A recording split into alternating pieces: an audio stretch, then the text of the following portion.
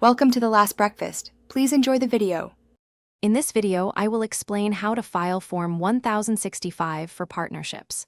First, understand that Form 1065 is an informational return, not a tax payment form for the partnership itself. It details the partnership's financial activities, including income and expenses.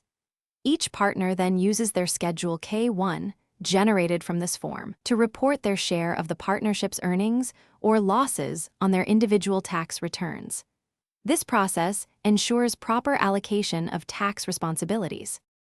To accurately complete Form 1065, you'll need comprehensive financial data. This includes all income sources, detailed expense records, and information about partnership assets and liabilities.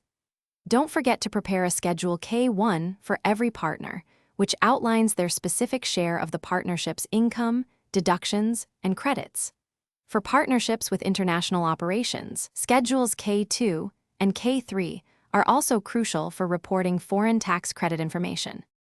Partnerships can take advantage of several deductions to reduce their taxable income passed through to partners.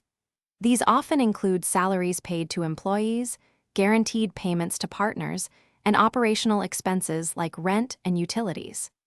Additionally, various business credits, such as those for research and development or energy efficiency, can further lower the overall tax burden. Always verify that all claimed expenses are directly related to and necessary for the partnership's business operations.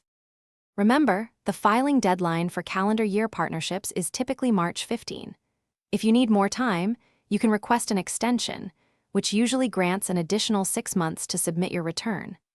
Accurate record-keeping throughout the year is vital for a smooth filing process. Also, for those looking to streamline their daily routine, check the description for a link to some fantastic leak-proof meal prep containers and other great deals. Filing correctly helps avoid penalties and ensures compliance.